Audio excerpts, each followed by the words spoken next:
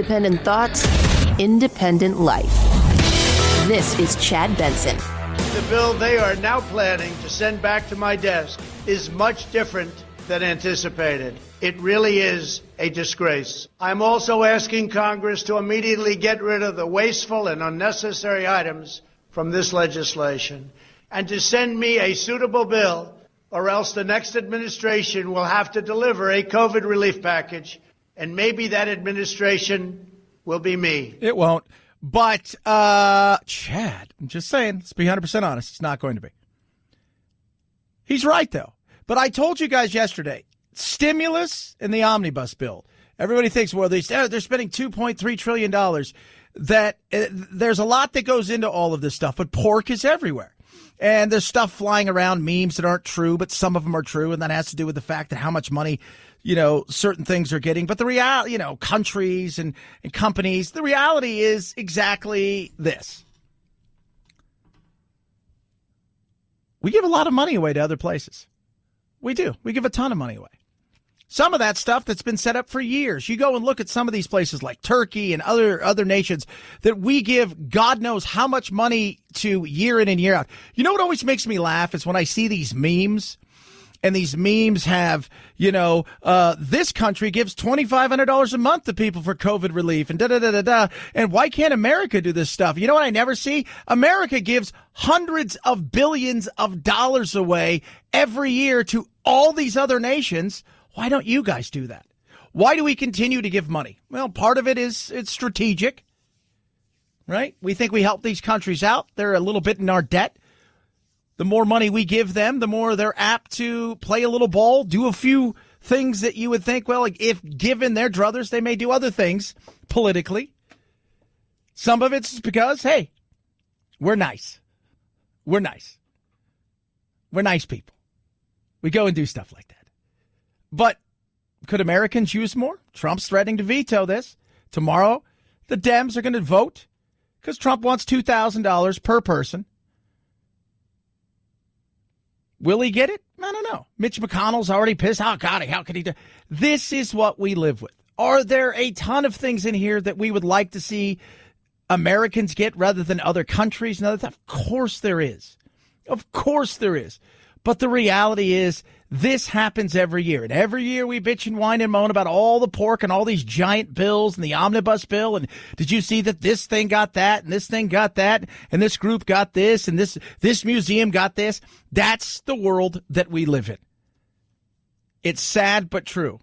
Very sad. I think Trump tweeted out last night, if aliens were real and they did land here, God knows how much money we have to give them, because it feels that way. Congress found plenty of money for foreign countries, lobbyists, and special interests while sending the bare minimum to the American people who need it. It wasn't their fault. It was China's fault, not their fault. The bill also allows stimulus checks for the family members of illegal aliens, allowing them to get up to $1,800 each. This is far more than the Americans are given.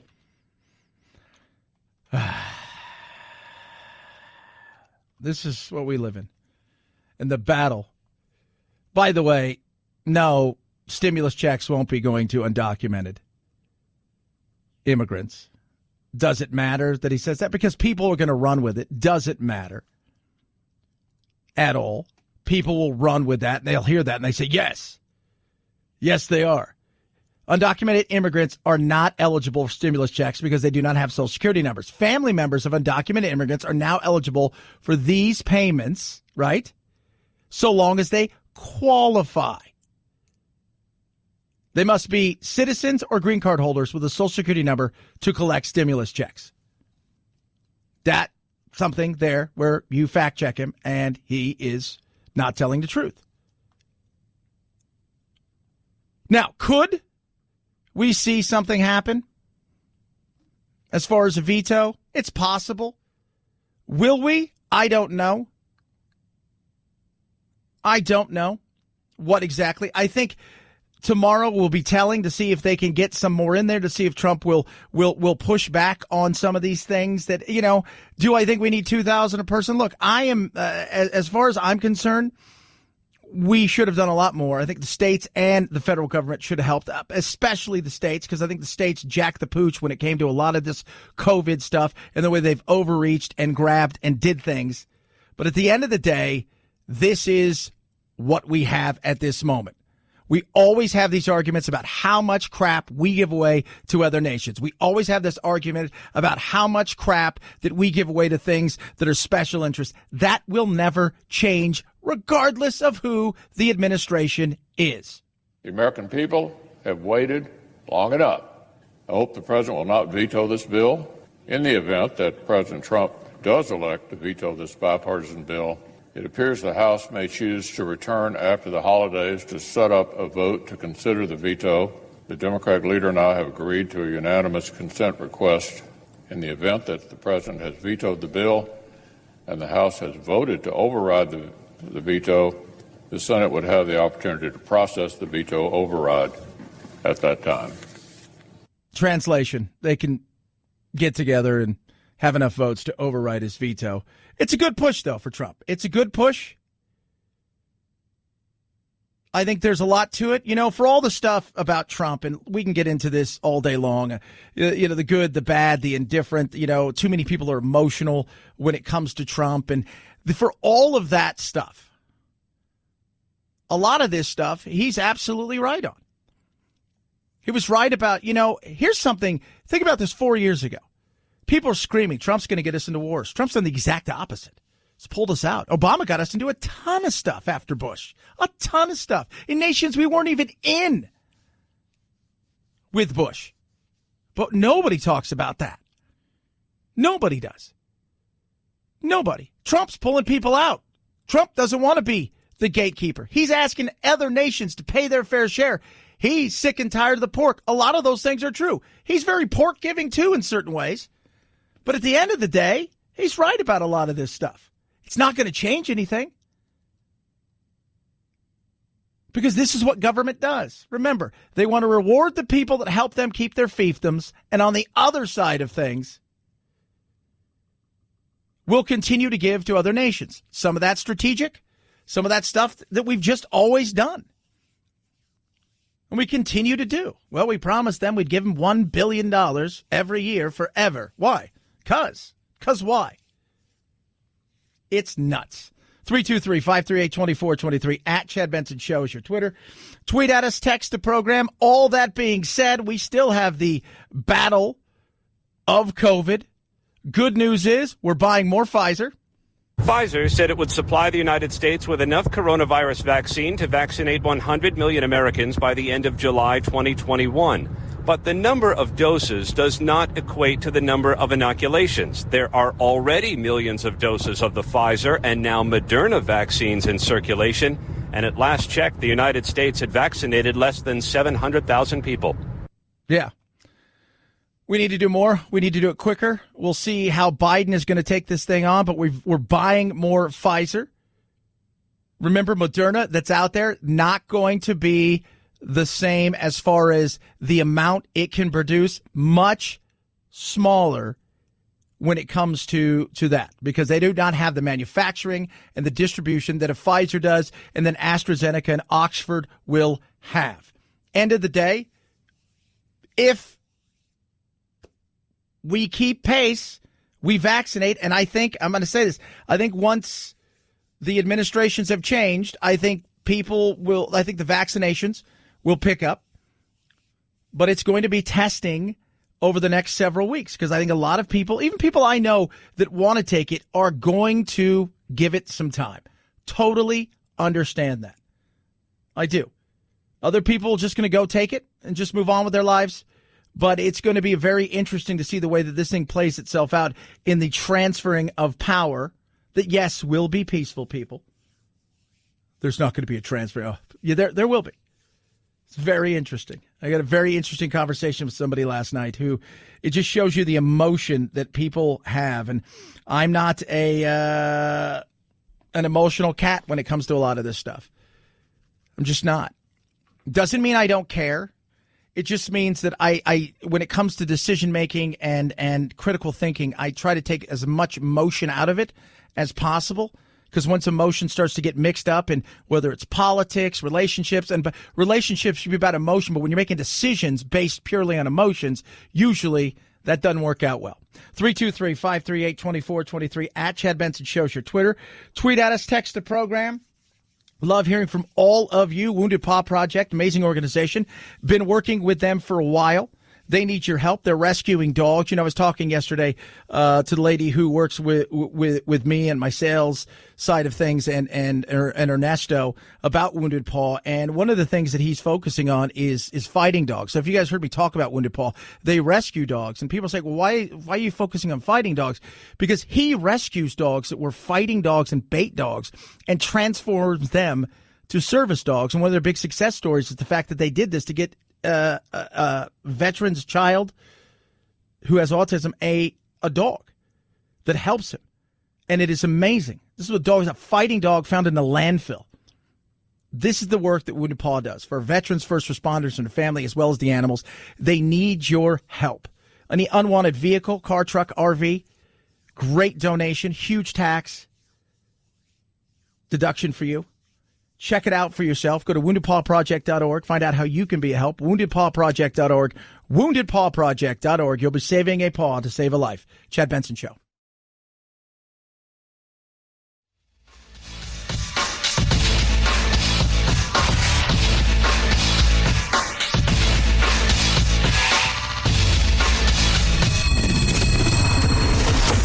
The Chad Benson Show, where we reach across the aisle and occasionally poke someone in the eye.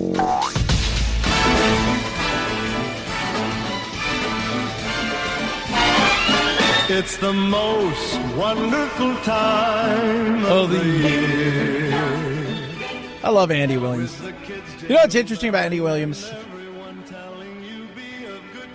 Just, it's like we so associate him with Christmas, but Christmas, dude did a ton of stuff. 6 Grammys he was nominated for. Sold 100 million albums worldwide, but we just think of him as the, and people don't realize Moon River was his big hit, but still, in this day and age, it's all about this. And it is our last show of the year.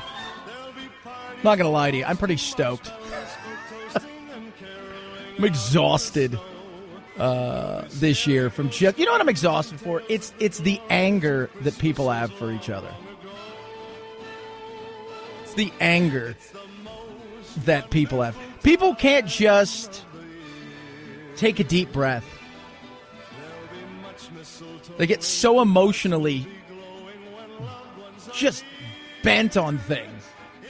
And the first thing they do is call you names and yell at you. And I've never understood that, especially if somebody you don't know. I get, emotions can fly high with people you know, and people, especially people you're very close to. They always say the people that you will attack the hardest and the most are people that are really close to you. We have now jumped that shark. We have now jumped that shark and decided that we can fight, argue, and do all kinds of things with people we don't know and say things that are just insane. So last night, I get somebody who direct messaged me on Instagram. Follow me at Chad Benson Show. And they go after me. I always laugh about this, because I myself, I'm like, I don't really care what most people say, as long as you're not threatening violence. What I care about is the fact that trying to have a conversation with anybody anymore is you take it in your own hands that I'm going to have an adult conversation with somebody. And you just can't. Unless I was trying to explain to the littles last night. Across the board. So all my littles last night and the kids and stuff. That it doesn't matter. There is always going to be people out there that dislike what you do. Or know better than you'll ever know. Always. Always. So you could post a picture of the cutest child in the world, and you'll get 100 comments, and at least 10 or 15 of them will talk about how ugly the child is, or there's always criticism. And I'm fine with the criticism, but I always try to explain to people, so it comes with this business. My other on-air partner, when we do our local show, he doesn't like that. It drives him crazy. So he ghosts. He'll post something, he ghosts, and never look at it again. Where me, I kind of find it funny. Some guy last night comes on, all these homophobic slurs, talks about how I'm not a patriot because I call Trump out for things. And I should never do that with a great patriot like Trump. Even today, producer Anthony posts something on our Facebook page of Trump at a rally, and he's like yelling, and people are like, that's a fake picture. That's fake news. Take it down. He's never done that before. People are so lost inside of their echo chamber, and this is what happens. I'll tell you guys the truth. It's very cultish. It is very cultish. As much as Trump derangement syndrome was very cultish, this is very cultish for a lot of people out there, and it's scary. It really is. They're holding out hopes, and this guy's like, dude, I'll bet you anything. I'm like, okay, what makes you uncomfortable? He's like, I'll bet you anything Trump's going to be president of the United States. What makes you uncomfortable? I'm all, do we want an indecent proposal? LOL. Do we want you want 2 houses? Still waiting. Few people out there bet me a week ago that there was no way that the Electoral College was going to go for Biden. I'm still waiting.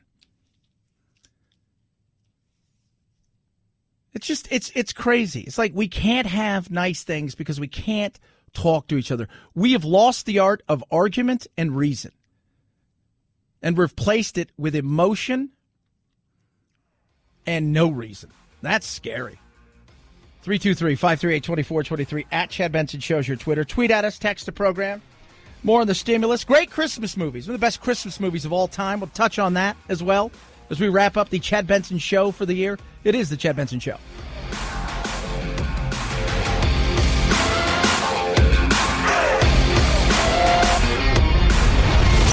The Chad Benson Show.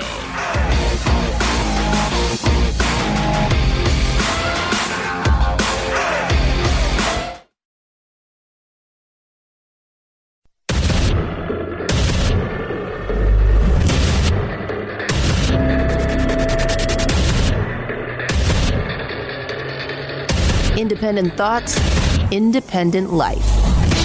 This is Chad Benson.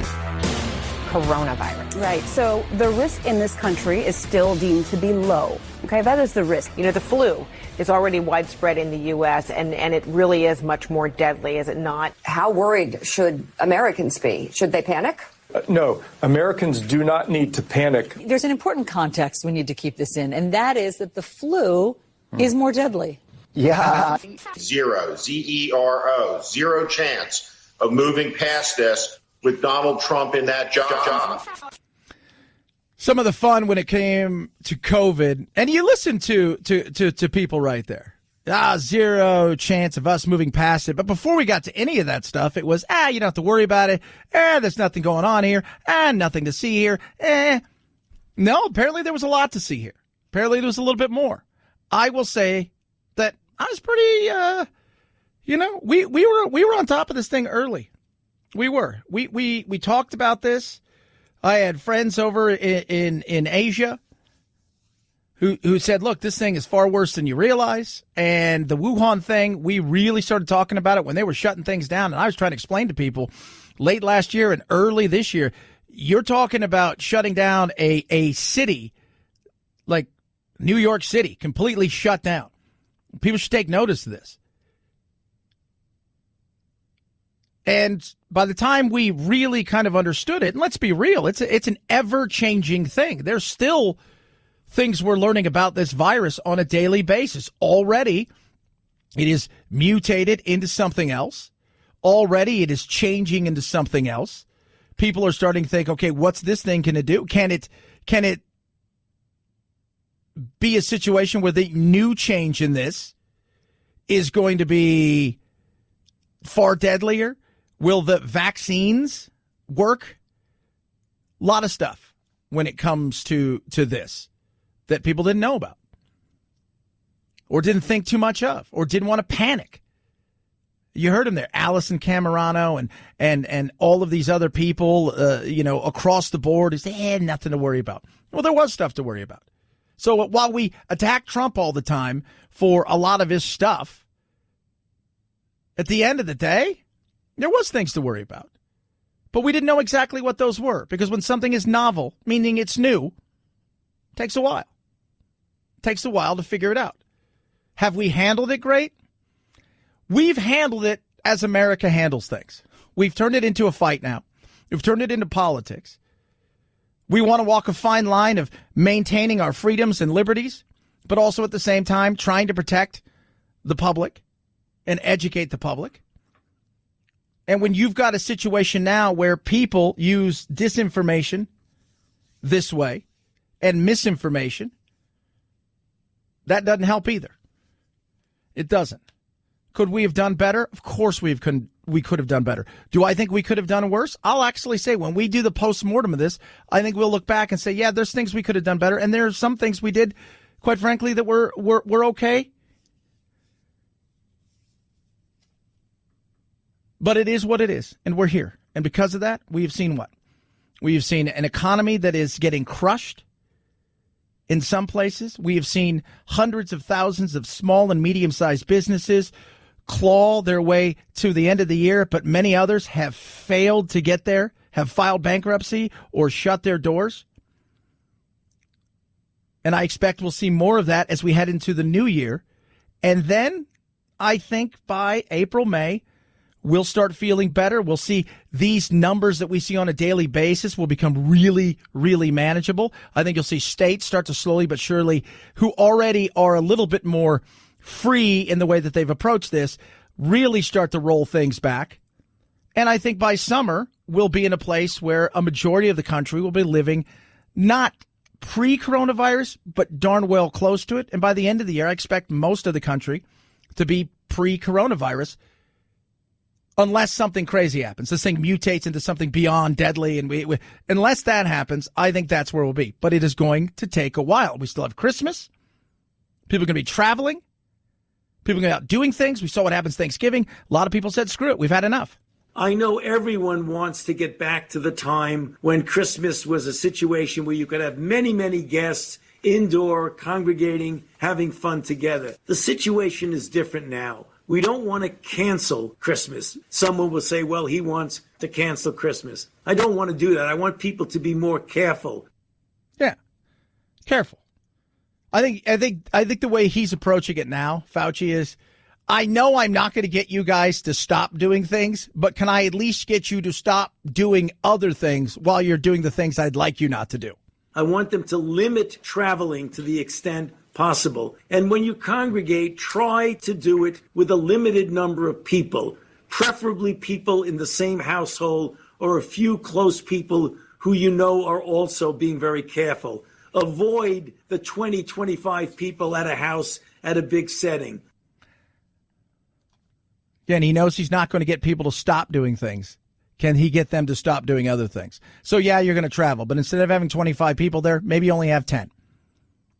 Instead of having, your normal night where you do certain things and you go from house to house to house to house, maybe, just maybe, you do one specific area of family and then you visit people along the way later on during the end of the year and into next year. Try to do, that's what he's asking, because he knows, much like a lot of people, we can't do this anymore where we tell people not to do things, because much like children, you tell them not to do something. What do? They do it. If we can do that now and get through this season, enjoy it to the extent that you can, but it's not going to be the way a normal Christmas season is. As we get through that, the light at the end of the tunnel is the vaccine. Yeah. And it's just how fast are people going to take it? We could have 300 million dosages, which would do 150 million people.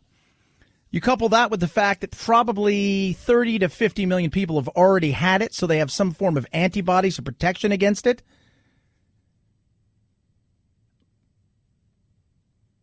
you throw all of that in the mix, and you think, okay, we're there. But the reality is it's going to take a while. First of all, the distribution, on top of the manufacturing, then getting into the hands of the healthcare providers that will administer the vaccination, the second shot on top of that, and then on top of that, people that are hesitant to take it and people that just won't take it. So having all of those things in place doesn't mean it's going to happen, but I think it will. But it is going to be a little bit longer than I think some people think. 323-538-2423 at Chad Benson Show is your Twitter. Tweet at us, text the program. Love hearing from all of you. I do. Trump still out there, pissed off, angry. Why? Because of the election. Today, I want to explain to you why I am so determined to pursue every legal and constitutional option available to stop the theft of the presidential election. As president, one of my most solemn duties is to protect the integrity of your sacred right to vote. This year, using the virus as a pretext, Democrat officials in the key swing states illegally violated their own state laws in order to enable, encourage, and facilitate fraud on a scale never before seen in the history of our country. The truth is, we won the election by a landslide. We won it big. No, actually, you didn't. Your own AG says no. Other states that you're accusing have people in place. Pennsylvania. Who's the state legislators are all Republicans. What about Georgia? Well, I think we know about Georgia. Arizona. It's pretty much dominated by Republicans. In fact, your buddy Ducey is the governor there. Over and over again, you've been to court. People say, oh, they've been denied a hearing. No, they haven't been denied a hearing. You've had tons of hearings. Few of them have been expedited, which means they are allowed to actually lay their case out immediately, and they failed to do so. You haven't had a hearing in the Supreme Court because one was, 9-0? They just declined, we don't want to hear it. The other one was 7-2. As far as, we're not going to hear this thing? There's no basis for any of this? Where is it? That's what I ask people. Well, there's plenty of it. And then when you ask them for proof, they send you things that are crazy conspiracy theories that are easily debunked, but they don't believe it. Search. Find the evidence that you think you can find if you're the Sidney Powells and the Krakens that they're going to release, or the Lynn Woods or the Rudy Giulianis, or any of these, people that are out there as surrogates and allies, and you do that. You go and you search. But when you go to court and you continue to lose, this isn't one of those things where they won 15 cases and lost 25. This is, you've lost every single time you've had an opportunity to step into a courtroom, and in many of those cases, you're not even claiming fraud at this point in time. And continuing to perpetuate the situation where you say it's a lie, it's a lie, it's a lie, it's a lie, they're all liars, this is all fraud, let me tell you about this, and then you point out all the crap. And by the way, the Dominion people, some of them are suing for defamation. These are individuals who work for the company, on top of the fact that both the Smartmatic and the Dominion company have lawyered up big time and are coming hard at the likes of Fox and Newsmax and other organizations who've all tried to retract over the last couple of days because they smell the fact that they could be paying off big dollar bills to a lot of companies and people.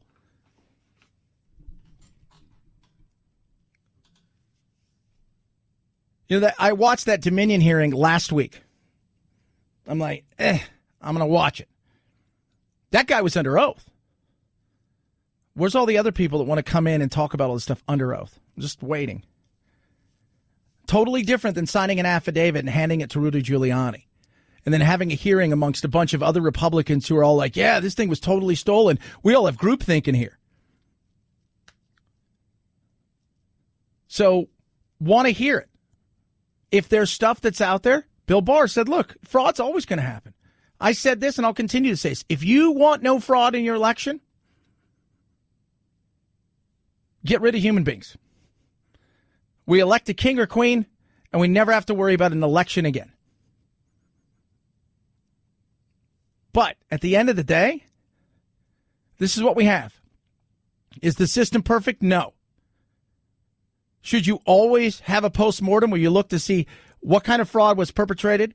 Did we catch some people? Did some people potentially get by? Or you go through and you look at everything. So the next time it comes out, it's a better situation in 2 years when we have the midterms. And then in 4 years when we have the next presidential election. But you've got to prove things in court. And continuing to come out and saying, it was stolen from us when there's no real evidence. And that everything that's thrown out there is easily batted away. And every time you go to court, and again, they've not had any hearings. They've had, almost 60 plus times they've been in court? That to me feels like you've had some opportunities. 323-538-2423 at Chad Benson Show is your Twitter. Tweet at us, text the program. HelloFresh, amazing. The best meal kit in America. Number one meal kit. Delivered fresh, right to your door, contact-free, sourced from the growers.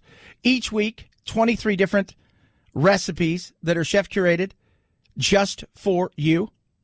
And it is awesome. It really is. I had some chicken last night. It was delicious. It was quick. Didn't take me a long time to put it together. It takes about 20 to 30 minutes once you decide what you're going to choose. We've gone family friendly. My son Jackson will be out here this weekend. And so I had to ramp up the meals, but they got vegetarian and low-calorie options, saving huge money as well, about 40% versus shopping at the grocery store. And again, the planning and the way that we do it is so simple and easy. It takes about 20 to 30 minutes to get it right there on your plate. You just pick the food, follow the recipe card, and away you go. What are you waiting for? Get yours now. Save $80 and get free shipping. HelloFresh.com. Use the promo code Benson to save $80 and get free shipping. HelloFresh.com. Promo code Benson for $80 off and free shipping. HelloFresh.com. Promo code Benson. Chad Benson Show.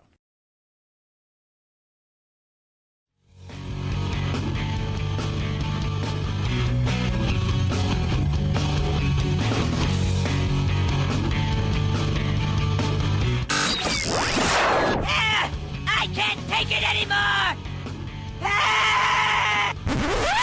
Well, get over it. It's time to forge a new path with your very own political cartographer, Chad.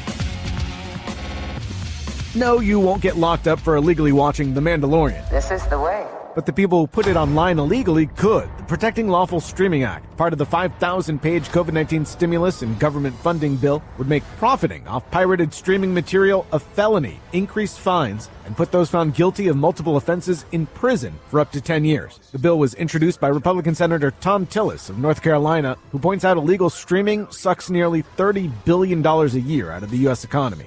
Yeah, that's huge.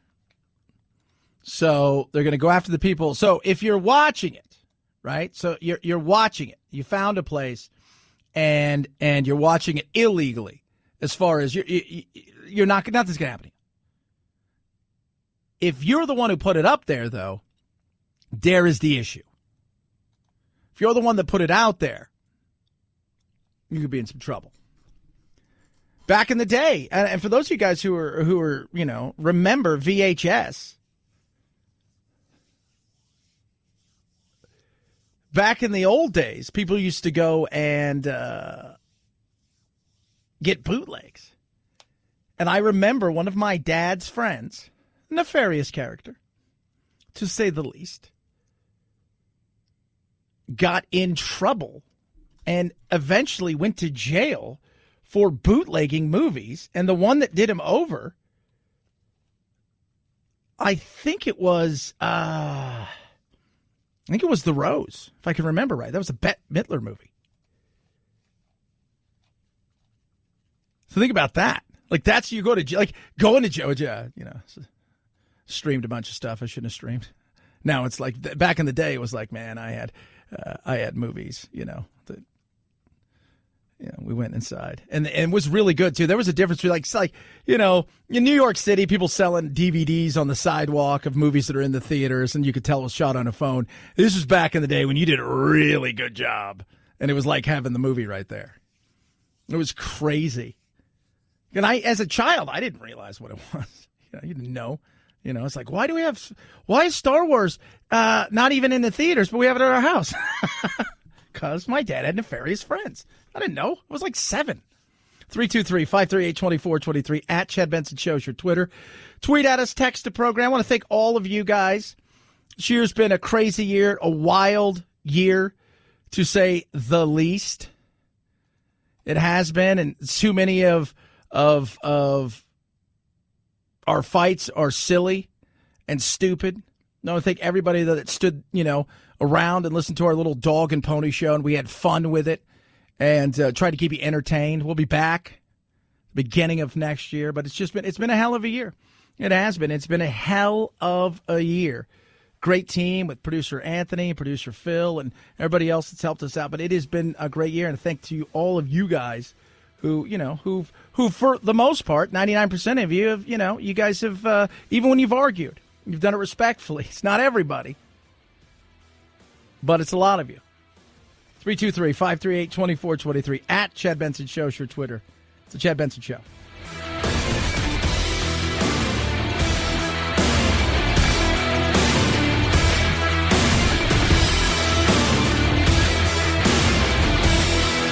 This is the Chad Benson Show.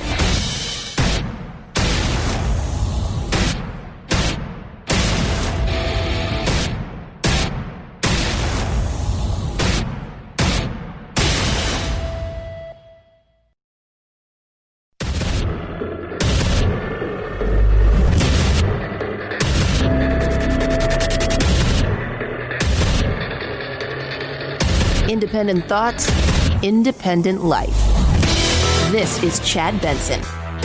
This president looks more ridiculous. Wake up! Talk about ditzy. Talk about a ditzy, stupid, botched response. It's idiotic. And you're terrible. You're wrong. How stupid can you be? If you're sensing a little intensity here, I'm a little amped up. Some more fun from the media as we wrap up the show this year. As we look back at the year that was chaos and craziness, look forward to 2021.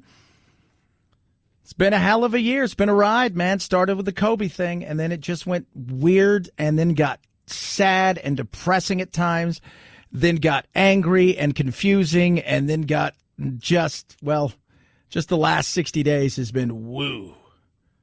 That March, I will say, I think it was March. I always joke that March was the longest year of my life. It was just a month, Chad. And that's what it felt like, right? Coronavirus goes from China to Europe to eventually here. And we're not quite sure when it landed here. It's even now with the new strain, they're saying, was it from America? Is it, chances are we've already got it here. But it goes from there to, January. We're like, nothing to worry about. February. It's like we should be looking at it, but there's nothing to worry about. Fauci. February, it's moved over here, and we're seeing now the repercussions in New York and a few other places. Boom, it's a pandemic. And then things start to shut down. And that March was chaos. Everything came to a halt. Just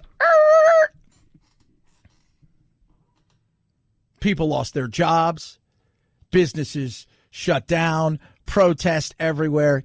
It was nuts. And then we settled in, and we had some really, really tough times. We had a few months there where I don't say we were out of the woods, but we were definitely in a much better situation. But then everybody kept saying, well, we're going to have the election, and the controversy started in the middle of the summer, and lo and behold, we had the election, and then we knew what happened there, and the battle's still going on there, even though it's not, but some people still think it is, that, you know what, you have every right to do what you want to do. Never once said that you don't, but we're still in a situation where once we got through that, everybody kept warning, Christmas, Thanksgiving, into January is going to be nasty, and lo and behold, it's been pretty nasty. And now here we go. We've got a vaccine. Whether or not people will take it, don't know. I think a majority of people will at some point in time take it this year, if given the opportunity. I think some people won't. Some people won't take any vaccines whatsoever. Some people won't take any of this vaccine because they feel that for whatever reason, that they're being spied upon or it's going to change their DNA. Here's what it is. It's just been a hell of a year. All the while that's happened, we have spent a ton of money. And we're getting ready to spend a ton more money. And Trump is not happy with that, threatening to veto this bill. Under normal circumstances, the president has 10 days to sign a bill or it becomes law without his signature. But there's just 11 days until the new Congress is sworn in on January 3rd. So Trump may be able to utilize a different option to kill the bill without signing or vetoing it. Something called the pocket veto, meaning he's holding the bill in his pocket and refusing to return it to Capitol Hill before the expiration of the 116th Congress, making it impossible for Congress to hold a veto override. So unless Congress sends him the bill today, he could utilize this option. The hope on Capitol Hill is that he doesn't veto.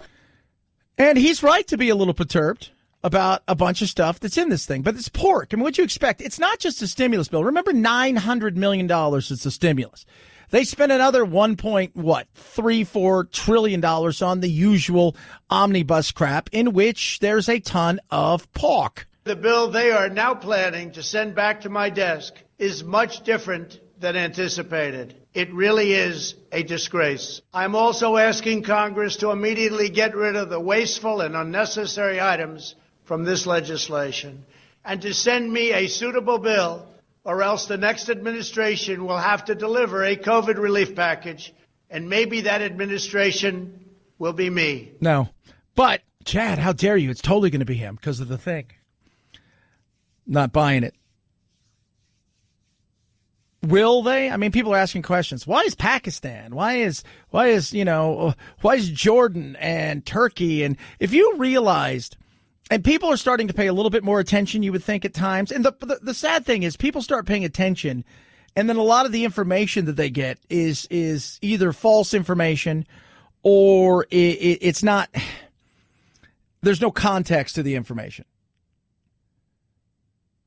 Like they're acting like this. Did you guys know Jordan was getting money in Turkey? Yeah, they got money. A lot of countries been getting. What do you mean? It's like the first time. It's not the first time. Did you know that the Smithsonian and all of these museums? Yeah, this is welcome to the world of we can spend other people's money better than other people can spend their own money. That's what politics is. You keep your donors fat and happy. Those people that throw you $1,000 plate dinners. Help fund your campaign, who are movers and shakers. You keep them happy because everybody wants a little something. It's like the mob. Like if Fat Tony's doing you a favor, he's going to want something in return.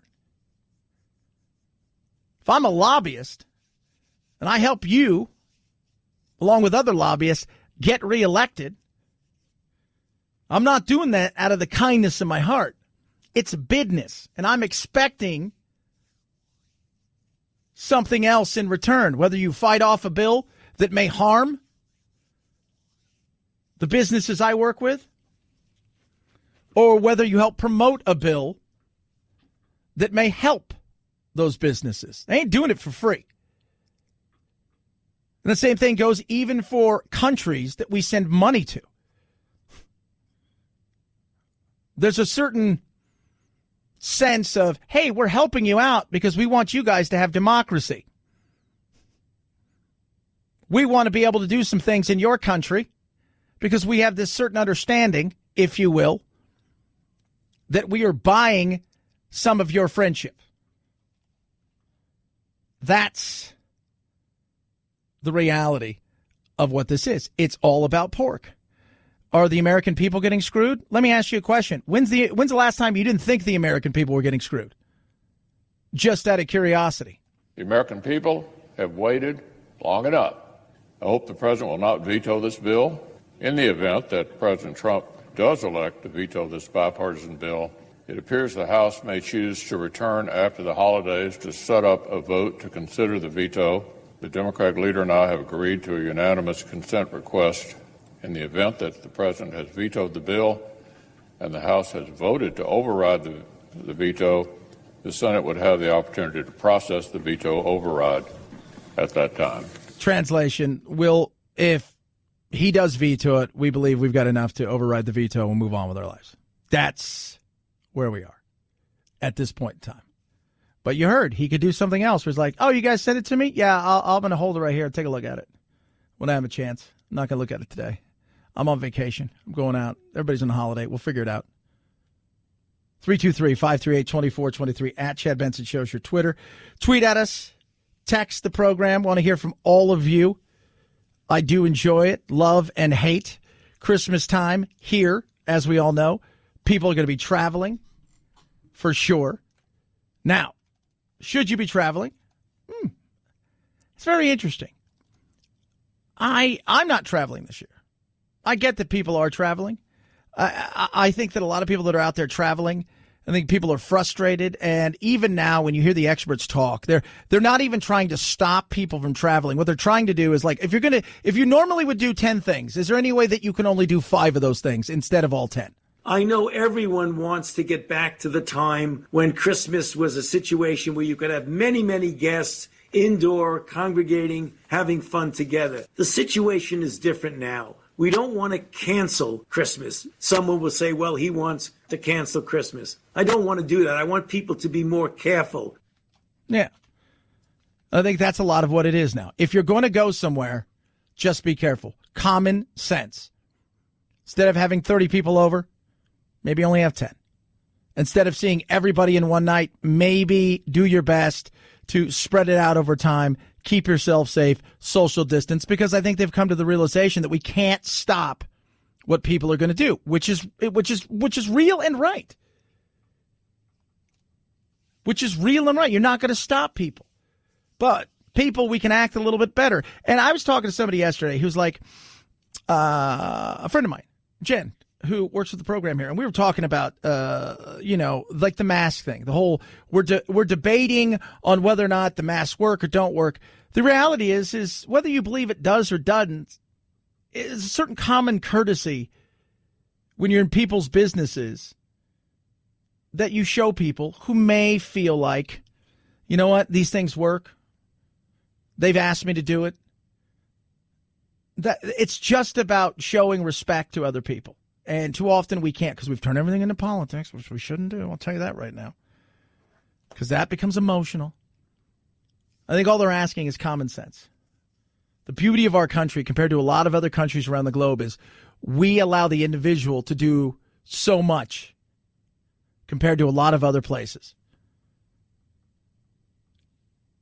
And we need to respect the fact that we have the opportunity to do those things.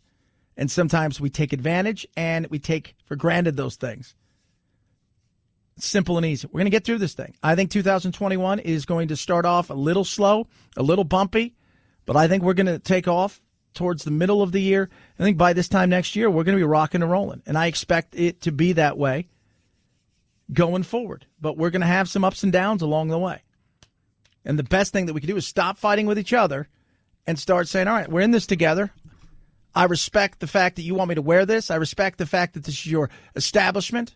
So I'm going to follow those rules because that's the right thing to do. And it makes other people feel comfortable, then that's great. They don't want me to have 20 people over, which I wouldn't do anyways, but I can respect that at this moment in time. 323-538-2423 at Chad Benson Show's your Twitter. Tweet at us, text the program, Wounded Paw Project, amazing organization, been working with them for quite a while.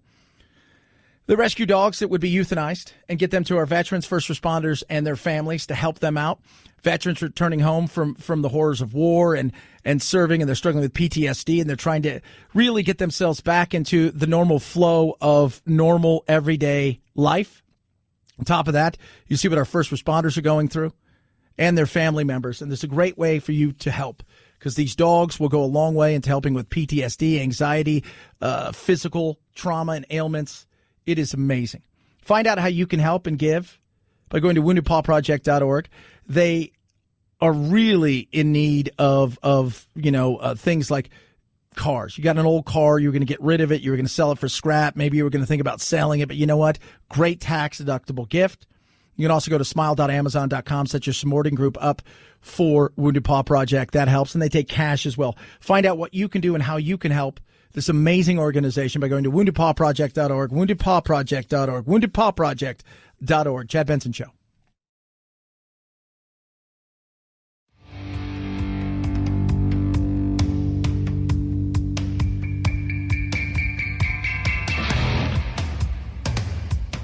Irreverent?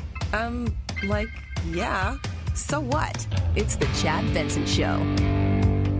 5, 4, 3, 2, 1, 0, ignition, liftoff. Now it's time to find out what's trending. What's trending? Yeah, what does that mean? I mean something, right? Like it's trending on the old internet. What's trending? All right, let's take a look and see what's trending on the old interwebs. Last time this year. Festivus, number one trending thing right now. What are your top complaints, right? So you have the opportunity to participate in Festivus. It was made famous by Seinfeld, but it's a secular holiday celebrated on the 23rd of December. The alternative to the pressures and commercialization of the Christmas season. You can air your grievances, feats of strength. Oh, my God, I love that. The episode on Seinfeld was Festivus for the rest of us. It was conceived by author and editor Daniel O'Keefe, father of TV writer Dan O'Keefe, was celebrated by his family in the early 60s. Festivus, Latin word, means excellent, jovial, lively, and derives from festus, joyous holiday feast day. So enjoy that today. Air your grievances, whatever they are. NBA kicked off last night. Also trending. Coming to America. I saw it today. The trailer. And yes, pretty much every character is back in the movie. Every character. Including the barbershop guys. Arsenio Hall, of course, plays a couple of them. And my goodness. If you guys remember Coming to America and the barbershop guys, it was just hilarious because they walk in again, Simeon and Akeem. And the guy's like, look who's here. It's Hotel Rwanda and Ebola.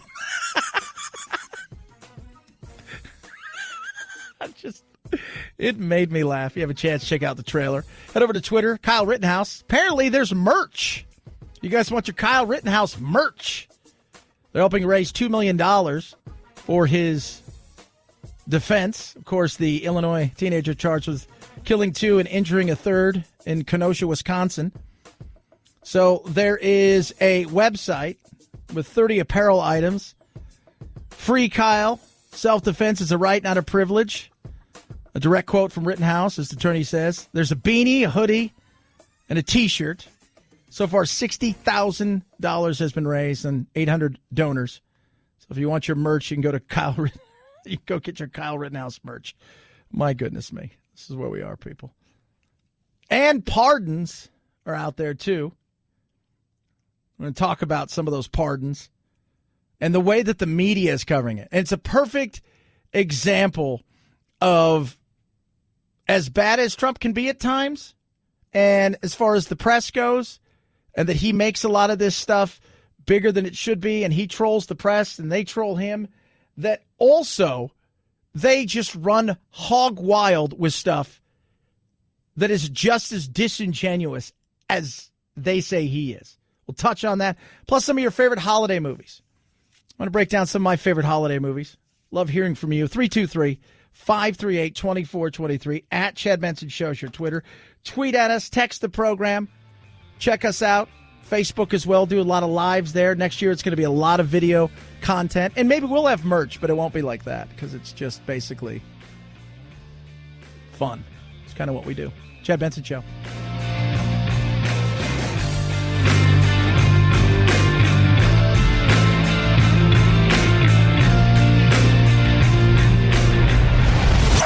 The Chad Benson Show.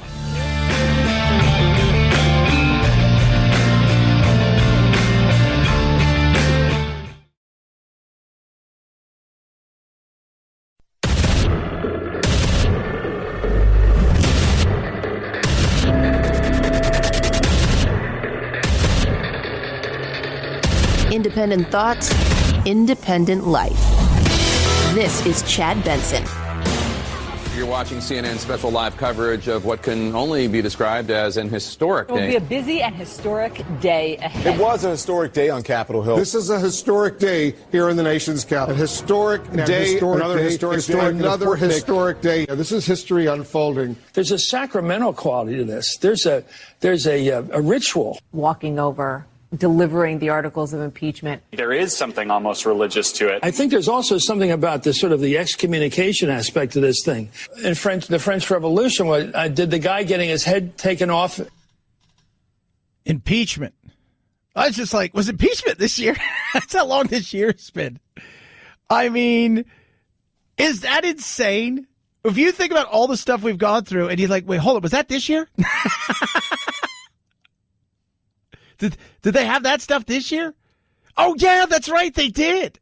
But we were doing other things, and I forgot all about that.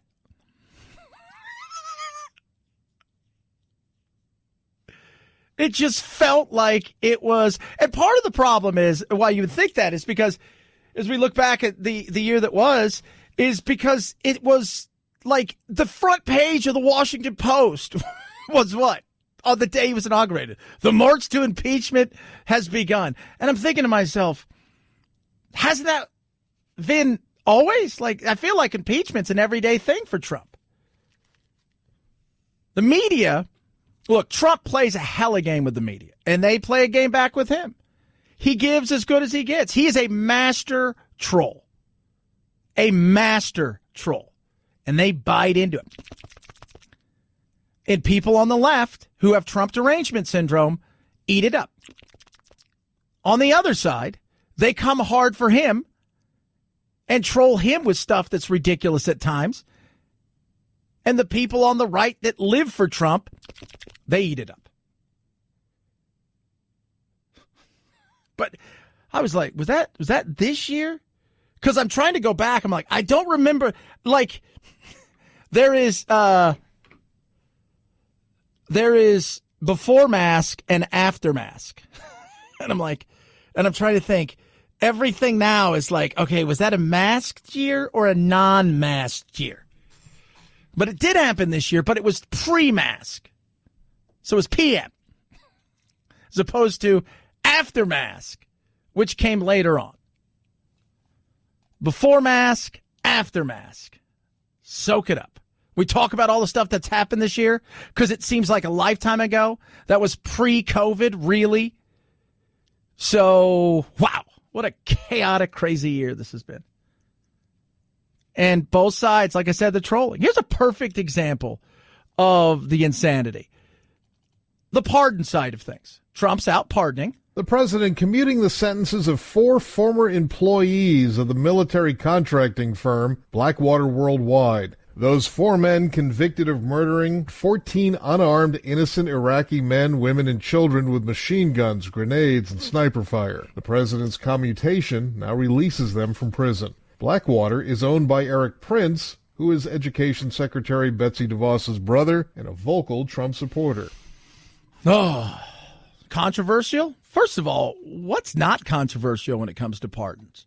But I love what CNN puts. Trump goes on a rampage with pardons and veto threats, COVID denial. He goes a rampage. Trump announces a wave of pardons. And there's all these, same things over and over again about the insanity of the pardons. Look at these pardons, blah, blah, blah, blah, blah.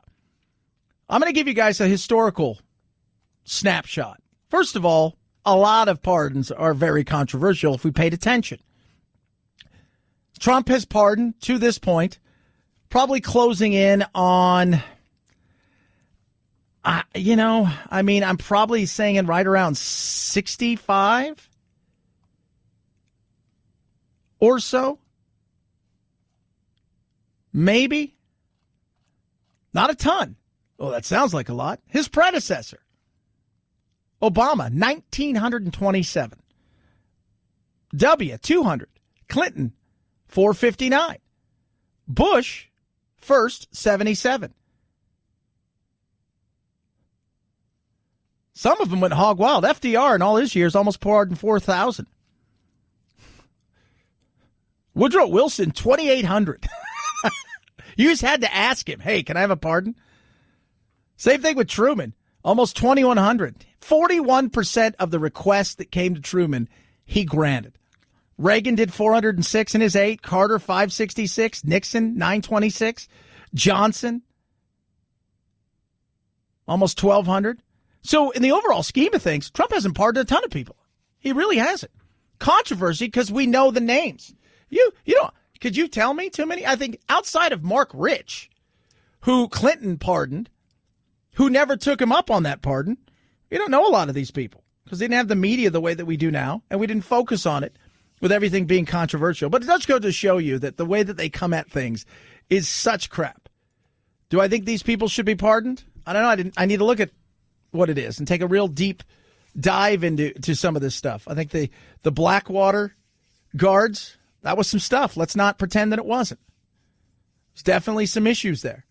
But I did dive deep into it because at the time, it's, again, you trying to find some of the real seriousness, journalistic ways without people trying to paint certain things. But yeah, there was some controversy in some of those things. What did you guys do? That started the whole, oh my God, you guys realize that most of the people that are doing the peacekeeping in a lot of these places, by the way, not just America, but private security companies around the globe keep the peace in a lot of places, and it's huge money. And there was controversy that went with that. But yeah, I think there's some controversy in some of these things, including those. 323-538-2423 at Chad Benson Show's your Twitter. Tweet at us, text the program. Love hearing from all of you. All of that chaos and craziness being said, we're in a position. Trump is pissed off about what's been handed to him. The bill they are now planning to send back to my desk is much different than anticipated. It really is a disgrace. I'm also asking Congress to immediately get rid of the wasteful and unnecessary items from this legislation and to send me a suitable bill, or else the next administration will have to deliver a COVID relief package, and maybe that administration will be me. Yeah, I'm not thinking that, but he could. They talk about he could pocket it, which is essentially, and producer Phil brought up something great. He could just say, this thing's almost 6,000 pages. I'm going to read through it all. This is going to take me a little while. So as soon as I get through all of it and we've discussed it, then I'll get back to you guys. But he could stall it out, which is a possibility. He wants $2,000. He's right. There's a lot of pork in there. You know it, and I know it. There is a lot of pork in these things, and there always will be. There always will be pork in this stuff because this is the world that we live in. Does it help the people that need it the most? Chances are probably no. Is it better than a kick in the teeth? 100%. But when you go out there and you look at what's going on, a lot of the issues that are created aren't at the federal level, they're at the state level. Things like restaurants. What really is the problem here is that Congress has passed a bill that is a one-size-fits-all Band-Aid. It's money for everyone, yay, except not everyone is as affected by this pandemic. The service industry alone, especially the hospitality industry, has been decimated by this pandemic. 1 in 5 people have lost their jobs. 85% of restaurants right here in New York City are closed forever. That's huge. That's a restaurant owner in New York, Tyler Hollinger, talking about that. But this is what happens when you try to please everybody. You a lot of times will please nobody. Is there and having the chance where they bargain things out, where we're not giving you $600 a week, we're going to give you an extra $300 to go along with whatever you're getting from the state. So if you have a place where you make $400 or $500 a week from the state, an extra $300, you're up to $800 a week. Where before you were getting $600. So if you were making $500 a week, you're going to get $600. You're up to $1,100 a week. And for some people, they were like, wow, this is great. But the one size fits all isn't going to please people. What's going to happen? Unemployment is going to go through the roof. And at the end of this pandemic, we're going to be at the verge of an unemployment pandemic. I'm right now working with Senator Dan Crenshaw to push forward the Restaurants Act. This is going to save all restaurant and hospitality industry because this next round of government financing is just a stopgap. It's a bridge to something much, much better. And I am positive with the support and love of everyone out there, we can get this done and make it happen. We shall see. Stuff needs to be done. Originally they were talking about, well, let's do targeted, Mnuchin and all these guys. Let's do some targeted stuff. And I thought that was a good idea. But you're not going to please everybody, because even if you did targeted stuff specifically at restaurants and the hospitality industry, and living here in Arizona, this is the time of year when it's feast time for restaurants and for resorts and for the hospitality industry, while the rest of the country settles in for their winter. Out here, it's 72 degrees. I went out yesterday and played golf, shorts and a T-shirt. It was awesome. Went out and hit a bunch of balls. Broke a little sweat, actually. Got a little warm. Normally this time of year when I stay in town, because I live so far out of town and I'll stay in town 2 or 3 days a week, I'm paying real premiums for like 2 and 3 stars if you can find it. Now, places that are 4-star, last week I stayed at a hotel that is normally, even on a low summertime rate, you're paying $150 a night. I got it for $50. When I went in and talked to them, they're like, dude, we're dead. We got nothing. We've had to lay off a ton of people. It's not just the restaurant. There's so many things to go into it. Can that be saved? Here's the thing. Will it be saved in the way that we look at it now? No. Will things pop up and potentially business will be done in a much different way? Absolutely. Will there be opportunities for people to jump back in it? Yes. But for the individual, next several months, probably going to be really tough. And I've told you that financial tsunami that has been put off by credit cards, borrowing, 401ks, things of that nature, that is coming to a head. And we'll start to see that in the coming weeks and months. 323-538-2423 at Chad Benson Show is your Twitter. One way you could save yourself time and money is with HelloFresh. Go to HelloFresh.com. Use this promo code Benson. It's going to save you $80 and get you free shipping. HelloFresh is America's #1 meal kit delivered directly to you, sourced from the growers. So, boom, super fresh, contact-free, right at your door. Inside is the meal plan that you went with. Maybe it's family-friendly, which is what we've done. We had chicken sandwich and stuff last night. Maybe it's low-calorie or vegetarian. Inside of there's recipes, 23 different recipes each and every week that are put out there. And as the seasons change, so does the food, which makes it a great, like I said, little chicken sandwich last night. My favorite thing so far as the fall has rolled through into winter has been their meatloaf, which is awesome. But the way that it works is you decide, I'm going to eat this tonight. You take it out in about 20 to 30 minutes. It goes from your refrigerator to the oven to your belly. It's that simple and saving big, about 40% versus shopping at the grocery store. Get it today. America's #1 meal kit. Save yourself time and money. HelloFresh.com, promo code Benson, $80 off and free shipping. HelloFresh.com, promo code Benson for $80 off and free shipping. HelloFresh.com, promo code Benson. Chad Benson Show.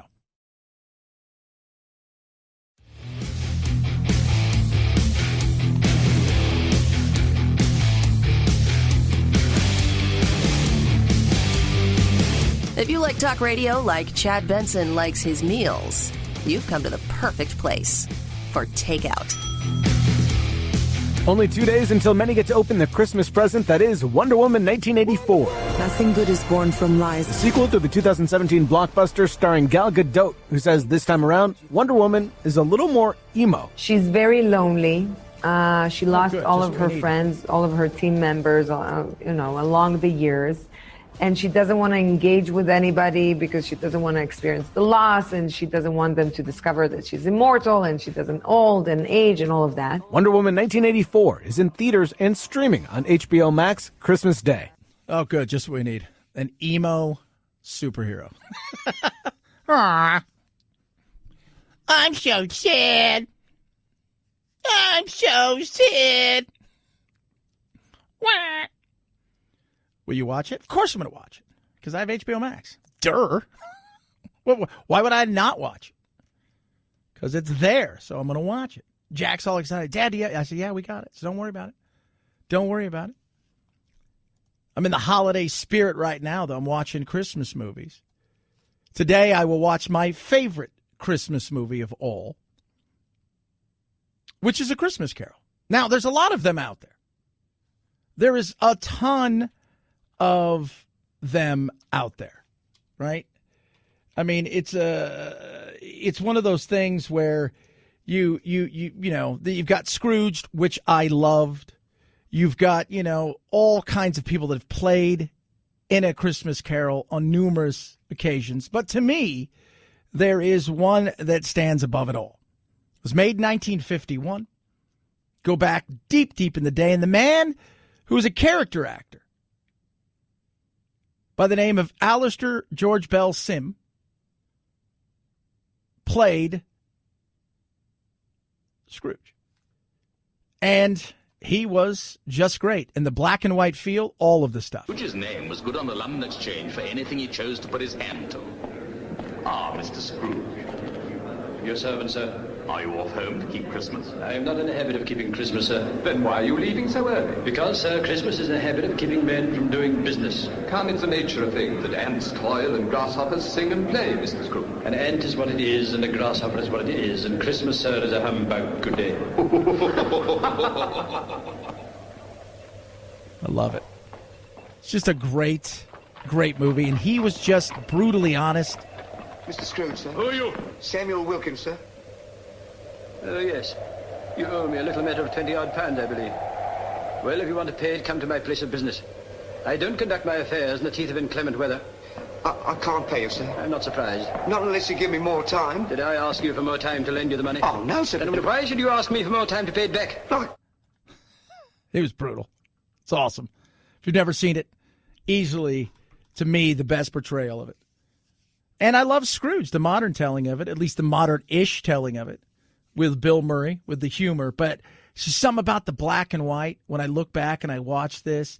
And it's just the way that he plays it is incredible. And obviously A Christmas Carol from Dickens is huge. And it's been done 1,000 million times. On television, I've seen it in the theater, but he alone, Alistair Sim, just class. 323-538-2423 at Chad Benson Show's your Twitter. Tweet at us, text the program. What are you happy for this year? What are you looking forward to under the Christmas tree? It's Festivus. What are you griping about? What's your feat of strength this year? Have you had a feat of strength? You've done something that's awesome? Feats of strength. Check out Chad Benson Show TV, YouTube. We're going to be doing a lot more in the new year. Got everything kind of set up. Did some practicing the last few weeks or so. We're doing a lot more lives that we'll be streaming as well, the show on Facebook. It is the Chad Benson Show.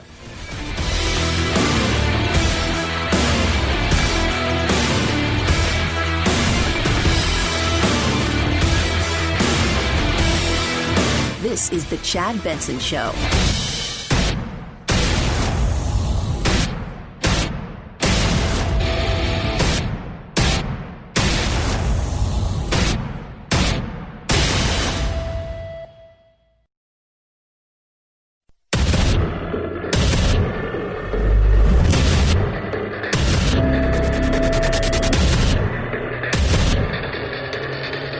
Independent thoughts, independent life.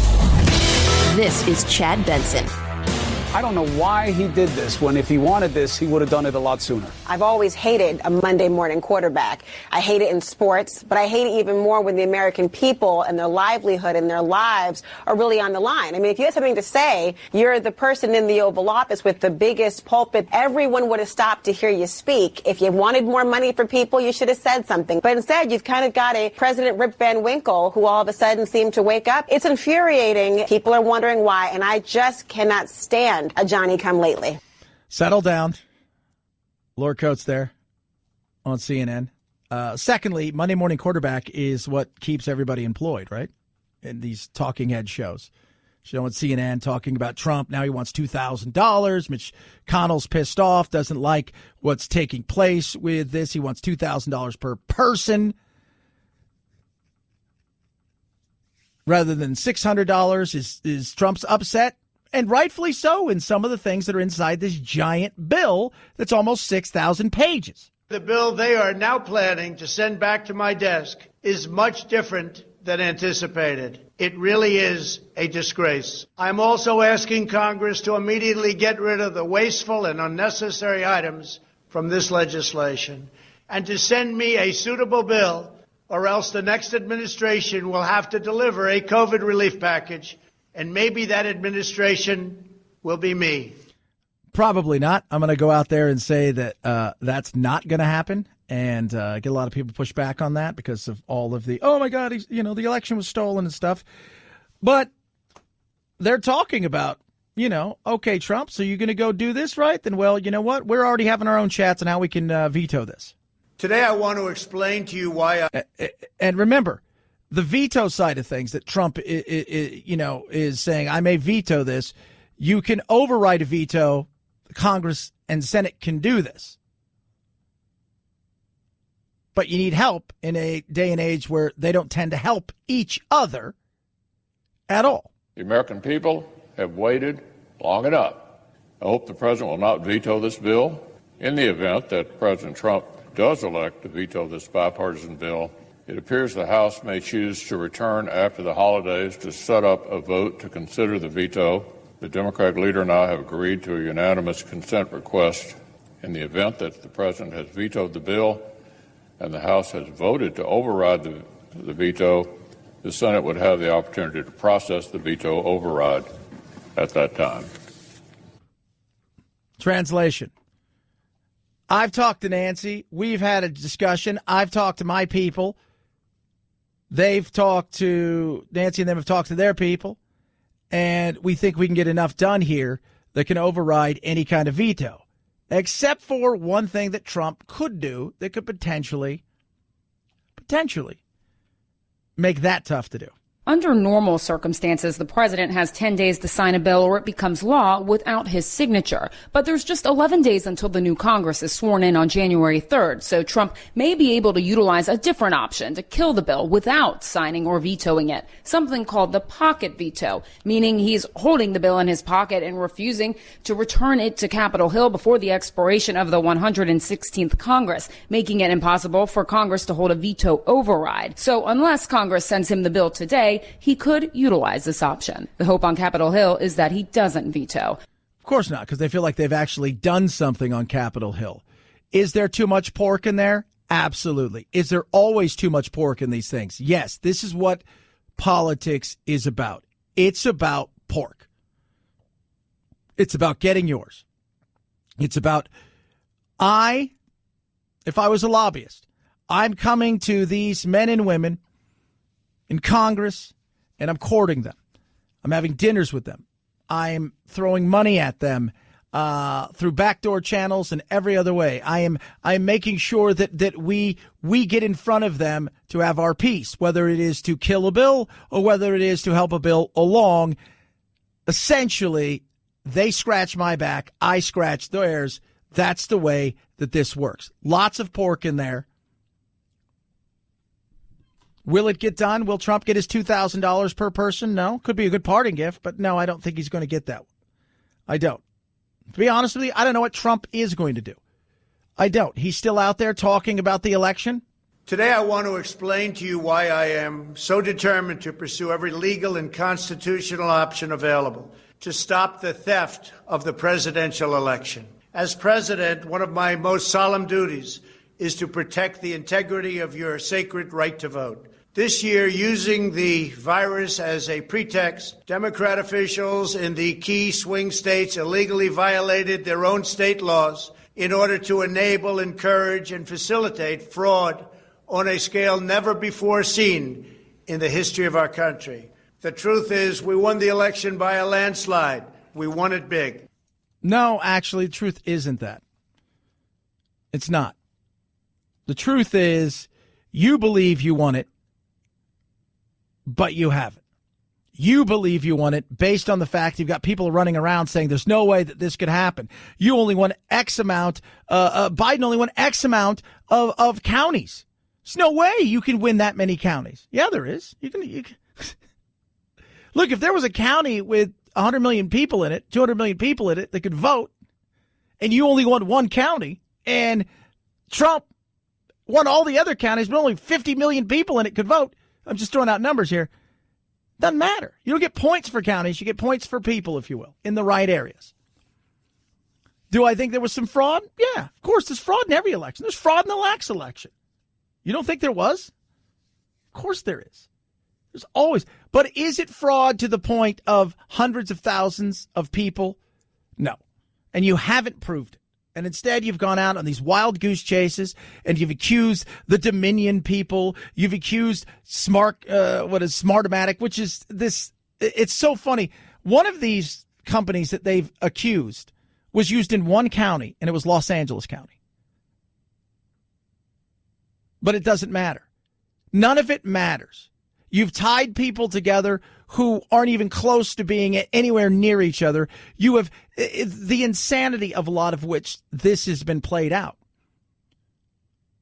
And people are still holding out hope that at some point in time, Trump is going to do something, and he is going to, on the 6th, when the new Congress meets, that they're going to manage to flip everything, or that he's going to declare martial law and make him do a redo. By the way, what happens if he did that? Which, if he did, that's insane. And you are challenging our republic here. But let's say he does do that and he loses again. Then what? Do you keep going until you get the answer that you want? Because that is very dictaty right there. Yeah, little dictatory. You've had opportunities to prove it in court. We've never had our day in court. You've had your days in court. Days. Days in court. Days in court. Now you haven't been to the Supreme Court because they haven't heard anything. So, but at the end of the day, this is where you are. I don't even know how many legal challenges remain out there. But you're 0 for a ton, Trump. And what else do you have to go on except for the scoreboard? Most challenges have been dropped or settled in other states. Michigan, lost. Arizona, lost. Georgia, lost.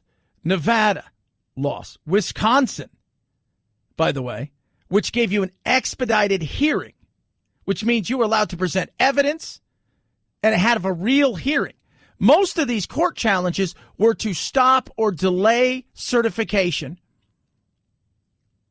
And when had the opportunity to present the evidence of why they need to do that, they couldn't do it. Arizona, the suits were dropped. Michigan was dropped. Georgia, no evidence of improper ballot mixing. Nevada, no credible or reliable evidence of fraud, according to their Supreme Court. Same thing in Wisconsin. And the 2 times you've shot something up there, you've failed. Now, if there is something and you have a chance to bring it out, then you do it. But as I try to tell everybody, it's a race against time. For Trump, it's a time thing. If you're serious and digging way deep into this, that's going to take months, potentially a year, to try to uncover whatever nefarious is out there. But for a lot of people, this has zero to do with the outcome of the election 5 months from now, because that doesn't do anybody any good, because most of the people that are worried about this or thinks all of this nefariousness have gone on, those things right there mean nothing, because what means something to them is Trump. But you got to prove it in court. You have to prove it in court. Hasn't. Not so far. And I've never once said, don't go if you think there's nefarious, and don't go and just say, well, it's over. No, you go and you find the evidence. But when you bring things that are so ridiculous and you say things and you accuse people directly, and then when you have a chance in a court of law to bring evidence so you could stop the certification, so you could stop, and you can't do that, I don't know what else to say. 323-538-2423 at Chad Benson Show's your Twitter. Tweet at us, text the program. MyPillow is an amazing deal right now. Normally $69.98. Right now, $29.98. It is the MyPillow, the one that started it all. Save huge. $40 off right there. If you want a king size, an extra $5, this is the MyPillow. 60-day money-back guarantee. Top of that, it's not going to go flat. They're amazing. If you're going to give yourself a little something, give yourself something for the New Year's. Give yourself sleep. Give yourself the gift of an amazing night's sleep with the MyPillow. Save huge. And this is the one that started it all. Go to MyPillow.com. There's a promo code Benson that you use. When you use that, check out all the deep discounts. The Giza Dream Sheets, the Stow and Go Anywhere pillows, the mattress topper, which is incredible, as well as the MyPillow. MyPillow.com, promo code Benson, MyPillow.com. Use that promo code Benson to save big. MyPillow.com, promo code Benson, Chad Benson Show.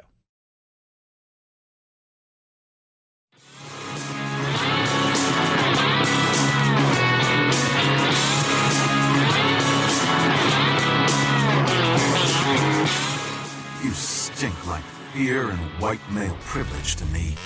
I do often out myself verbally as a gender. My pronouns are they, them, and I'm proud to be a gender. Are you stupid? What? Are you kidding me? Not a great way to use your white privilege. Some people get it, some people don't. You're listening to The Chad Benson Show. A monument of two slave owners and on land wrestled away from Native Americans. He will inevitably and predictably talk about our heritage. In other words, he will talk about he is the protector of white America. Questions have really been raised about Thomas Jefferson in particular, but also George Washington for their holdings of slaves. In some ways, Donald Trump is a reflection of the rot that has been at the heart of our this fragile experiment since its beginning. Some more look back through the year. Obviously, George Floyd, BLM, protests across the nation. The talk about our past, the getting rid of monuments everywhere. Trump even joked earlier in the year, next thing you know, they're going to start getting rid of Lincoln and all. And sure enough, they're doing it. They are. We shouldn't run from our past. It's part of how we became who we became. And we shouldn't.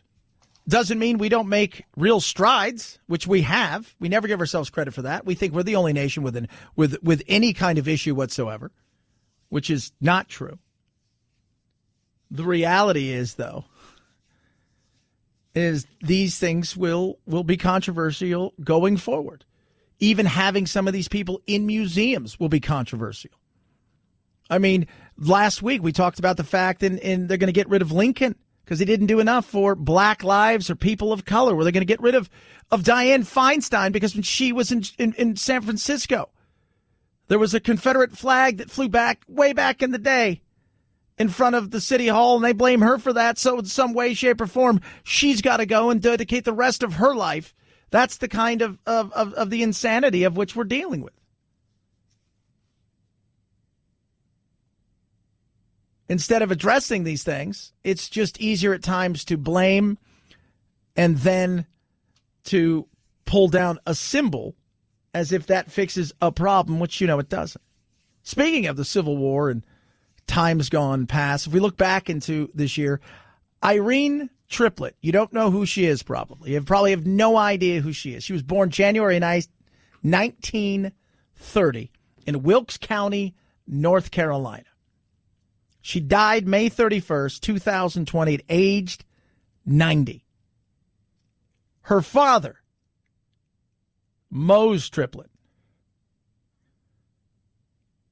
was born in North Carolina, fought for the Confederacy and the Union. Talk about during the Civil War. She was the last person to receive a pension from the Civil War. She got $73.13 per month from the Department of Veterans Affairs. She was eligible to inherit her father's pension due to her cognitive impairments, which she suffered, qualifying her as a helpless child of a veteran. In total, she got $73,000 adjusted for inflation, about $344,000. That was just this year. Is that insane? 323-538-2423 at Chad Benson Show is your Twitter. Tweet at us, text the program, and it is our last show of the year. Touch a little bit more on Trump and what's going on potentially or not going to happen when it comes to the stimulus. Will he or won't he actually show up at the inauguration? It's also something that people are starting to question. I think it's a very, very fair question to ask. Will he or won't he? Plus more of your favorite movies. So we count down some of the Christmas stuff. We just talked about my favorite movie, which is A Christmas Carol a little while ago, the 1951 version with Alistair Sim playing Scrooge. It's the Chad Benson Show.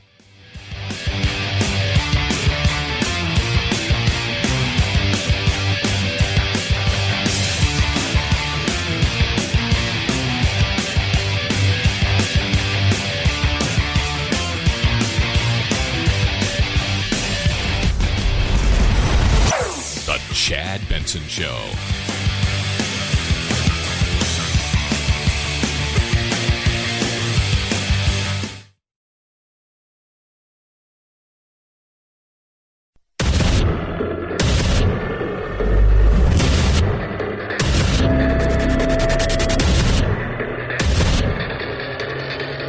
Independent thoughts, independent life.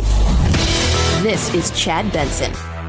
The only way that we restore fairness is for Congress to pass an act expanding the court. There is nothing in the Constitution that says there has to be 9 Supreme Court justices. If Joe Biden wins, Democrats can stack the courts. Are you in favor of trying to expand the numbers of justices on the Supreme Court?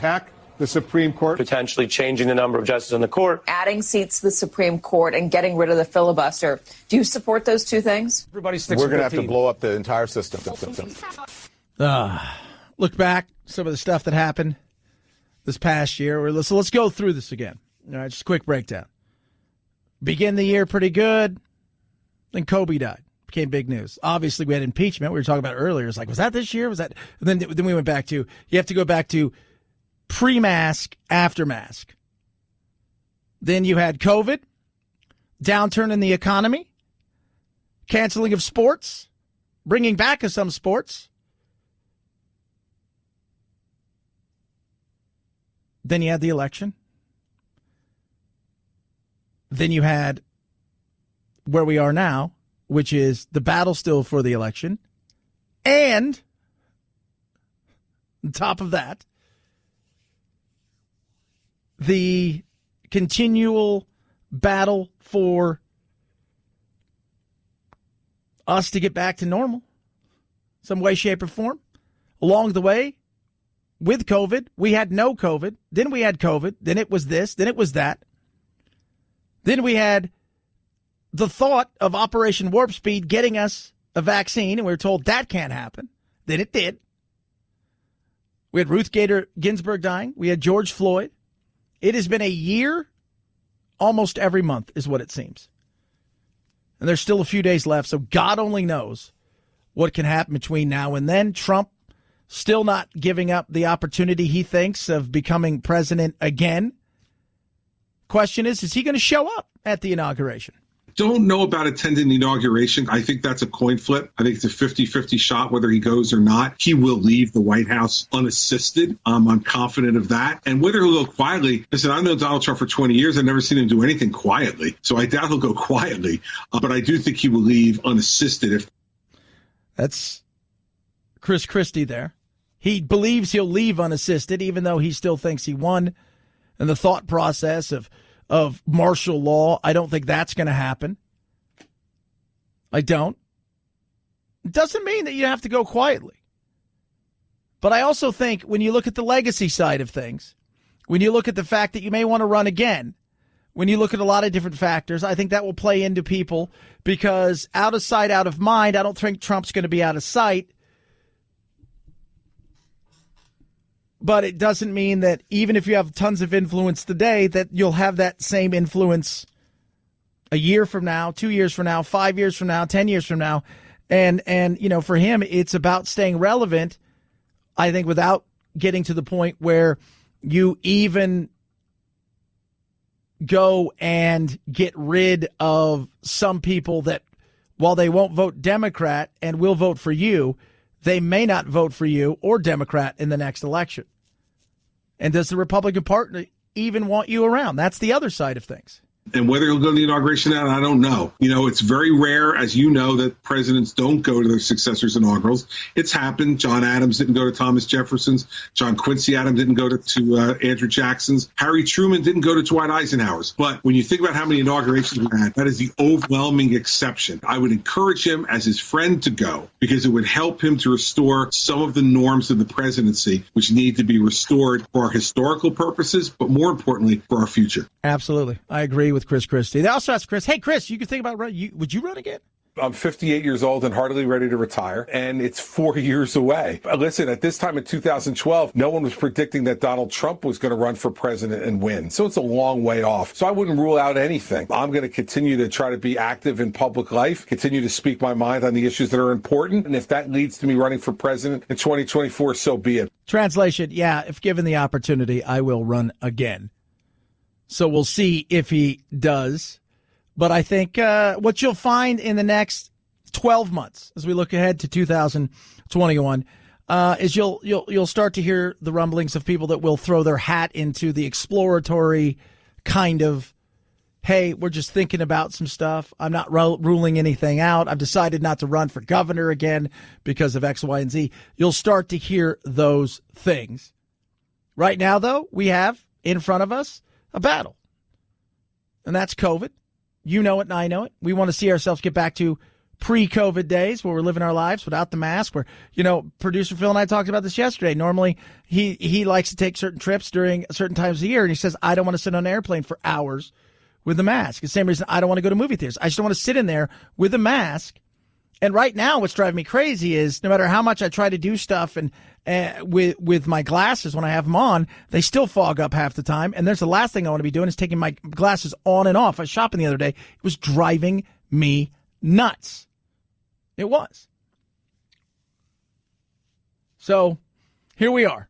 We'll find out what it looks like. How bad is it going to be in the coming weeks? I think it's going to be pretty ugly for the next 3 to 4 weeks when it comes to COVID. And then I think we're going to get a respite come February into March, and we'll be having more and more people getting their shots, and that'll be great. And we'll be moving in that direction, but it's still a ways away. I know everyone wants to get back to the time when Christmas was a situation where you could have many, many guests indoor, congregating, having fun together. The situation is different now. We don't want to cancel Christmas. Someone will say, well, he wants to cancel Christmas. I don't want to do that. I want people to be more careful. Yeah. I think people realize now the canceling Christmas side of thing, that's done. So if we're not going to cancel Christmas, what do we do? Well, we just try to be smarter. Don't need to have 50 people over your house. Have a few. Maybe space some visitations out over time. It's about using common sense, and even the common sense you use. My son, who's coming out to visit potentially, I'm not quite sure. Normally, we'd be all over it. We've got everything planned out. Found out yesterday that his grandfather, who's 75, has it. Has it in a very bad way. And it came on quick.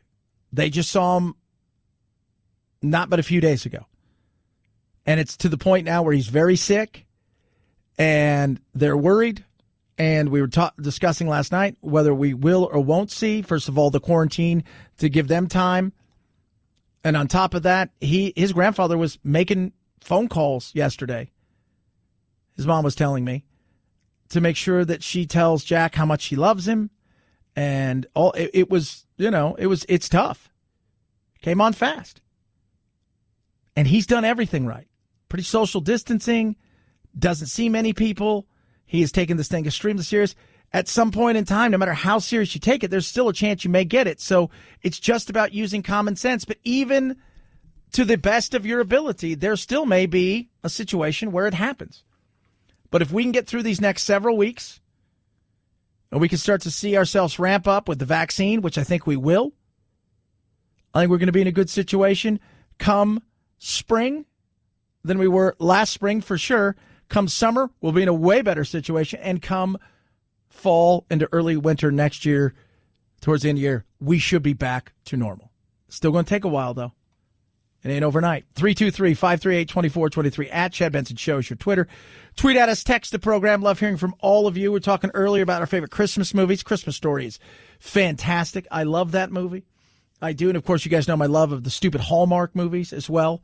The Ref is one of the most underrated Christmas movies of all time. If you've never seen it, Kevin Spacey, before he was what we knew Kevin Spacey was apparently, and Dennis Leary in an amazing movie. If you've never seen it, super underrated comedy about a cat burglar who ends up pretending to be a therapist at a family Christmas function. And it is just absolutely funny. But also a movie that's great and still stands the test of time. I saw this in the theaters night before I left to go to Europe. I remember it with my best buddy, Kenny. So we're getting ready to go the next day, heading off to Europe on our adventures again. And we were super excited, went and saw this, and it's still awesome. Christmas Vacation. Metal plate in my head. How could I forget? I had to have it replaced because every time Catherine revved up the microwave, I'd piss my pants and forget who I was for a half hour or so. So over at the VA, they had to replace it with a plastic one, and it ain't as strong, so... I don't know if I ought to go sailing down no hill with nothing between the ground and my brain but a piece of government plastic. You really think it matters, Eddie? Well, you see, the plate runs right underneath my part here. And over here, it's, nothing. But here, if this gets dented, then my hair just ain't going to look right. Still a great movie. It really is still a great movie. And anytime Cousin Eddie's anywhere like that, it's just, well, he's Cousin Eddie, isn't it? Just an amazing movie. And the opening of the movie was awesome. The Christmas Vacation song. Just, it's one of the classics that's out there. 323-538-2423 at Chad Benson Show is your Twitter. Tweet at us, text the program. AMAC, Association of Mature American Citizens, fastest growing over 50 organization in the country, out there fighting on your behalf for your Second Amendment rights, your First Amendment rights, making sure that things like Social Security, Medicare are solvent and they're there for you. So when you do go to use them or need them, that they're there and protected. Top of that, they give you great discounts, retail, restaurant, hotel discounts, and so many other things, including movie discounts, amusement park discounts, you name it, help you with insurance and all kinds of things. And it's pennies a day to join.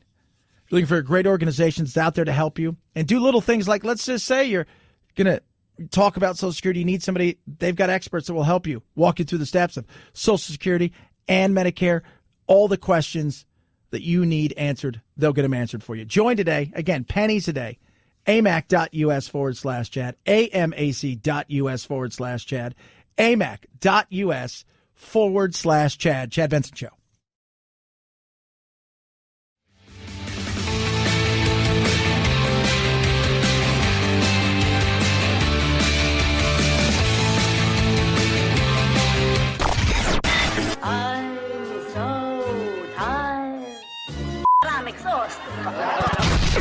If you're part of the politically exhausted majority, don't fear. Your time to be validated and rejuvenated is here.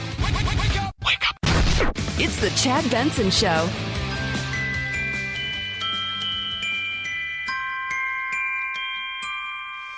I don't want a lot for Christmas. There is just one thing I need. I don't care about the presents underneath the Christmas tree.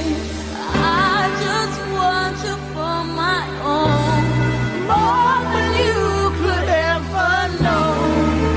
Make my wish come true. Make my wish come true. Tell me what you want, baby girl. Tell me, tell me, tell me. All I want for Christmas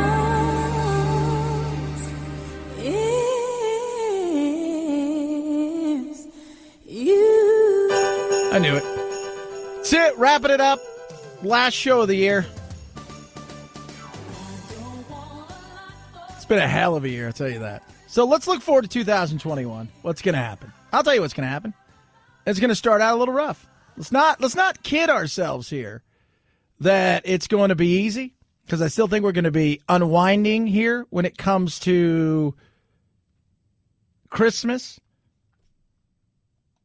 Some people are predicting it's going to get uglier after Christmas. What we saw after Thanksgiving, we're probably going to see worse after Christmas. When it comes to the coronavirus, yeah, I think they'll eventually get some sort of deal done, stimulus-wise, that, Trump will see what he does. He's upset by what's the spending that's gone on, and that's the way. You remember this, was it 2 years ago, 3 years ago? I'll never sign a bill like this again, and that's the choice that it is. So you got stimulus and the omnibus bill. You put it together, it's a ton of spending that's going on here, and a lot of it's for stuff that you sit there and you shake your head. Then we're going to have the inauguration. I know a lot of people are looking to, hey, what's going to happen when they come back on the 6th? Is this going to be a situation where you're going to have this new Congress meet, and then all of a sudden Mo Brooks and some Republicans, along with some senators and the Senate and the Republican side, are going to try to figure out a way to get Trump the election, and then if not, martial law? No, I don't think so. I think they'll be fighting, they'll be screaming, there'll be anger and yelling from Trump. But at the end of the day, I think he leaves peacefully, and I'm not sure if he shows up for the inauguration. And then Biden takes over, and then he'll do what Biden does, and it'll be kind of Obama light, if you will. Maybe Obama 2.0, and we'll get through the latter part of winter into spring. Things will start to pick up. The virus will start to slow down, because even with people that are out there that get the first shot, even though people will have 2 shots, and then some people have been exposed to it and have some immunity, you'll see it start to slow down, and the numbers will not slowly but surely, but I think by April, May, really start to come down. Some states will get back into a normal-ish kind of way, where going to a movie theater or going to a restaurant and everything can be open will be real. And then I think by summer, most places will be like that. And there'll still be issues where it'll pop up, but hopefully by the middle of the third, into the fourth quarter next year, we'll be back to normal. Politically, there'll still be battles. Absolutely there will be. I don't know if Trump's going to go anywhere. I don't know if he will. He may stick around, set up his own TV station / network, Trump TV, and become the kingmaker. He may make a lot of noise. He may ride off into the sunset. It's a possibility. I'm sure we'll have more issues with race. We'll have more politically correct craziness. All that stuff. All of that stuff is going to happen. But I do believe in my heart that next year is going to be markedly better than this year. This year was a tough year. Like I said, started with Kobe, into impeachment, then the coronavirus, then George Floyd happened, then we had race issues throughout the summer, as well as COVID.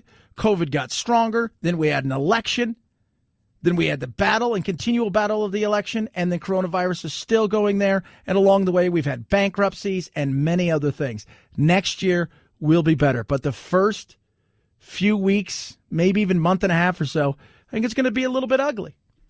But it will pick up. And I have a feeling this time next year we'll look back and go, wow, not only did we live through history, it was a crazy ride. 323-538-2423 at Chad Benson Show is your Twitter. Tweet at us, text the program always. We'll do some Facebook Lives. We'll have some fun over the holiday season. You guys be safe. Be kind to each other. You know, the battling and all the fighting and all the arguing. Everybody, we need to take a step back and realize we're all in this together. We don't have to like each other, but we can respect each other. And we should do more of that. We're going to practice one thing next year. Maybe as we all practice a little bit more respect for one another. I want to thank my team, Radio America, Jen, producer Phil, and Anthony, and who've been here from pretty much the start of this thing. And most of all, I want to thank all of you guys out there as well. Have a safe Christmas, an amazing start to 2021, and I will see you next year. As always, night-night, Jack.